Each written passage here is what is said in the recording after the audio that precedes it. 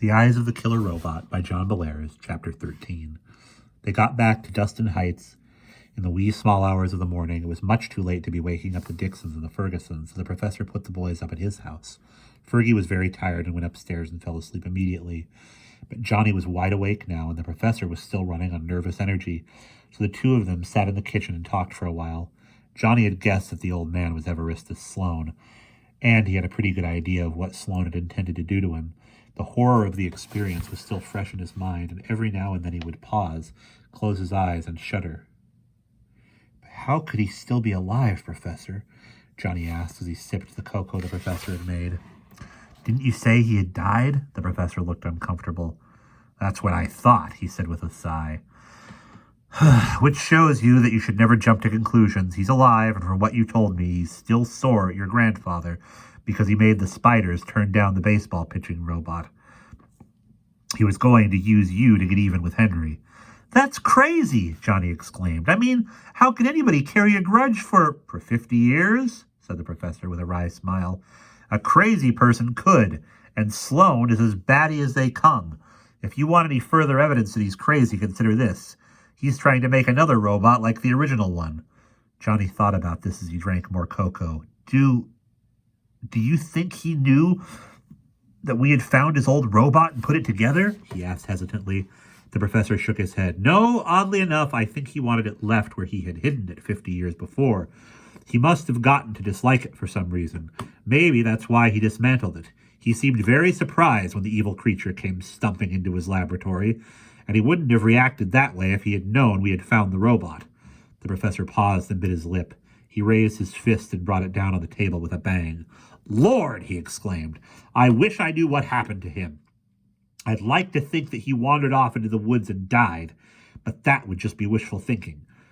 He won't dare go back to the gas station, but he just might come down here to Dustin Heights. If you see any sign of the old devil, let me know immediately. You will do that, won't you, John?" Johnny agreed. And after they talked for a while longer, he stumbled upstairs to the spare bedroom that the professor had fixed up for him. Johnny, Fergie, and the professor all slept until noon the next day.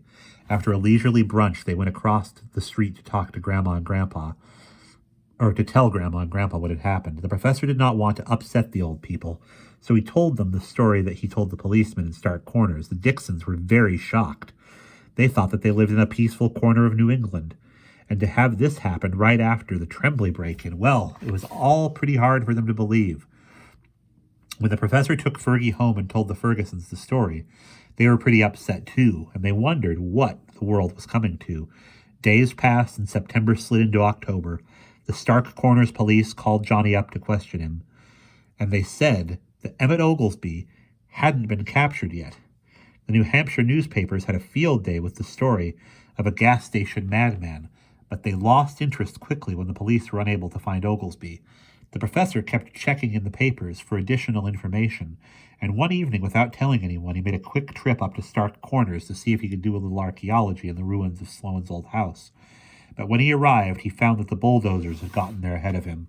There was nothing left but a flat patch of raw earth littered with chunks of broken stone and pieces of window glass.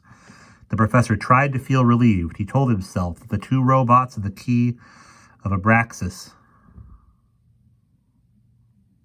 or Arbaxis, were buried under a lot of rubble, buried for good, but he really didn't know that for sure, and his doubts tormented him. He kept having the awful feeling that something more was going to happen. Johnny was still pretty nervous too. The terror of his dreadful experience had not completely worn off, and he often dreamed that he was still a prisoner in Sloane's lamplit basement chamber. Once he had a particularly horrible dream in which he imagined that he was following his grandfather down Merrimack Street in the middle of the night. The old man turned into one of the narrow alleys that led down to the river, and Johnny saw a thing take shape at the far end of the alley. It was a monstrous, bulging eye, lit by a trembling pale light. As Johnny watched in horror, his grandfather walked straight toward the eye and was swallowed up by it. He melted into a jellyfish thing and vanished, while Johnny screamed and screamed. But as the early days of October slid by, Johnny calmed down a bit. He began to notice signs throughout the city that proudly announced that the New York Yankees slugger Cliff Bullard would be at Dustin Heights Athletic Stadium on October the 15th to offer $10,000 to any local hurler who could strike him out. Fergie and Johnny spent a lot of time discussing the strikeout contest. They decided that none of the pitchers on the Dustin Heights school baseball team could blow 3 quick ones past Bullard. Maybe some kid from Andover or Merrimack or Newburyport would show up and amaze the world with his blazing fastball, but it didn't seem likely. Cliff Bullard would probably get to keep his 10,000 smackers, at least for a little while longer. As for the professor, he was totally batty on the subject of Cliff Bullard.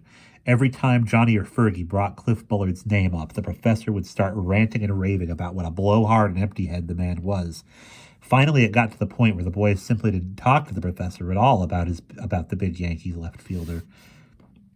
Toward the end of the first week of October, the weather changed. A warm wind began to blow, and the days got hot and hazy. Temperatures climbed into the 80s, and people dug their summer clothes out of the closet. One day after school, Johnny decided that he would go out and read on the front porch, the way he usually did in the summer. So, with a glass of iced tea on the table near his elbow, he settled himself on an old creaky glider and started reading Quo Vadis, a novel about ancient Rome. But Johnny had gotten a lot of sleep the night before, but Johnny had not gotten a lot of sleep the night before, and he began to feel drowsy. He turned a page, sipped some tea, and felt his eyes beginning to close with a sigh. He took off his glasses, folded them neatly, and laid them on the table next to the iced tea glass. He took off his shoes, stretched out on the glider, and put a soiled green and yellow striped pillow under his head. Buzz, buzz, buzz. A fly was bumping against the screen. Its soft drone lulled him to sleep. Nothing disturbed Johnny's concentrated breathing, and he did not hear someone pad softly up the porch steps, open the screen door, and step in. The person hovered over Johnny, watching him sleep. It was an old man with white hair and red-rimmed eyes and a wart near the end of his long pointed nose. The man picked up Johnny's glasses, and from his pocket he took a small cobalt blue glass vial. Pulling the tiny cork from the bottle's mouth, the man dabbed a clear fluid on the lenses of the glasses, and his lips began to move as if he were muttering a prayer. Finally, he laid the glasses back down on the table, and after a quick, scornful glance at the sleeping boy, he turned and walked quickly away. When Johnny woke up a few minutes later, he had the odd feeling that something was wrong. He sat up, shook his head woozily, and reached for his glasses. Suddenly, he stopped. His glasses had been moved. Johnny was very fussy about his personal belongings, and he always remembered exactly where he had put his glasses. In this case, he had laid them on the doily next to the iced tea glass. But now they were on the bare tabletop several inches from the doily. With an irritated frown, he put the glasses on, got up, and walked into the house. He went straight to the front parlor where his grandmother was sitting on the sofa watching television. "Grandma," he said in an accusing tone, "did you fool around with my glasses?" He thought that maybe she had lifted them when she was dusting the table. Grandma looked up in a startled way. "Your glasses?" "No, John, I most certainly did not touch your glasses. Why? What happened?" "Well, somebody moved them," he said sullenly. "Maybe you forgot where you laid them," said Grandma, chuckling. "Or maybe they got up on their skinny little legs and scooted away." Johnny glowered. He might have known that his grandmother would think the whole thing was a joke. She was always kidding him about his fuss-budgety ways. He was beginning to feel like an idiot, and he wondered if he had made a mistake. Maybe he really had laid the glasses down in the place where he had found them. He shrugged and went out to the kitchen to get a glass of milk. Days passed, and Johnny began to have trouble with his eyes. When he was reading in the evening, the page would start to blur in front of him, and he would feel dizzy, and sometimes, when he was just walking along the street, he would feel that the sidewalk was rushing up to meet him. He got headaches during movies, and a lot of the time he felt nervous and edgy. Since he had poor eyesight, Johnny was afraid of going blind, and he often tormented himself with fears of what it would be like if the world around him was just a wall of blackness. For a while, he kept his worries to himself, but finally he decided that he had to tell the professor. The professor had bad eyesight too, and he would be sympathetic. If it turned out that Johnny had glaucoma or some other hideous eye disease, he would give Johnny a shoulder to cry on. When Johnny at last got up the courage to talk to the professor, the old man was very sympathetic. Your eyes are just changing, John, the professor explained. Everybody who's nearsighted has that problem. When I was about 50, my eyes started getting weaker, and I had to have different glasses. Do you know what I would suggest that you do? What? I would suggest that you go talk to your grandmother. She's been seeing a new optometrist, and she thinks the woman is wonderful. I forget her name, but she has an office downtown in the First National Bank building. Go talk to your grandmother about her. I'm sure she'll give you all the information you need. Johnny went to talk to Grandma later that day, and he found out that she was very enthusiastic about the new optometrist, a lady named Dr. Pimlico. Grandma had just gotten a new set of glasses for her, and they were very comfortable and satisfactory in every way. And she's cheap, too, Grandma added. She don't try to soak you the way old Dr. Liddy used to do. You'll feel a lot better once you get a new pair of glasses from her. So it was decided. Grandma called up Dr. Pimlico and made an appointment for Johnny on Friday at 2 p.m., Friday afternoon. The professor offered to give Johnny a ride to the optometrist's office. As soon as Johnny got into the car, the professor noticed that he was very nervous. Johnny always got the heebie-jeebies whenever he went to a doctor of any kind, even when it wasn't going to hurt him, so the professor tried to cheer him up. I think you should relax, John, said the professor as they rolled along. I'm sure that Dr. Pimlico is really quite an excellent eye doctor, and I wouldn't hesitate to go to her myself. By the way, that's an odd name, isn't it? Pimlico. I mean, it's the name of one of the sections of London a long time ago. Londoners started giving names to different parts of their city, names like Belgravia and Bayswater and Pimlico. But you know, I really haven't met a person named Pimlico before. And do you want to know something else that's interesting? Dr. Pimlico has a nephew who has entered the Bullard Strikeout Contest. I hear that he pitches for a high school team in Newington. And he has a real scorcher of a fastball. I hope he can manage to fog it past Bullard. Wouldn't it be funny if a high school pitcher from a burg like Newington struck out that overinflated balloon? I would laugh for days if that happened. The professor chattered merrily on, but Johnny really wasn't listening to him. He was getting more jittery by the minute. He was racking his brain to see if he could find a way to get out of his appointment with the eye doctor. He couldn't remember ever being this edgy about an optometrist before, and he told himself that he was being silly. The doctor couldn't give him shots or operate on him. He was just going to get his eyes examined and maybe be fitted with a new set of glasses. That kind of thing was never painful, so why was he in such a bad state? Johnny thought that he was having some leftover fear from the awful experience he had had in Sloane's laboratory.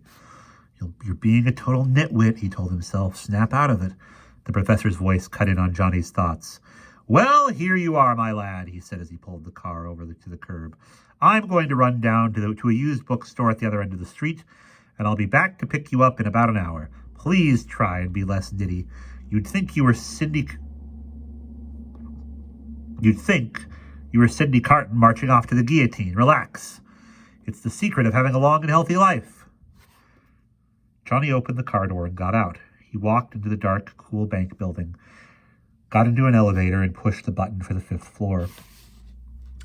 Up and up rose the car with a gentle humming sound. Finally it stopped, and the metal doors slid back. Johnny got out, mopped his forehead with his handkerchief, and started down the slippery, tiled corridor. At last he came to a halt in front of a door with a frosted glass pane set in it. The gold letters on the glass said, Dr. Amelia Pimlico. As he reached for the knob, Johnny's hand was shaking, and for the 20th time, he told himself there was nothing at all to be afraid of. He grasped the cold brass knob and twisted it. The door opened, and we will pause there.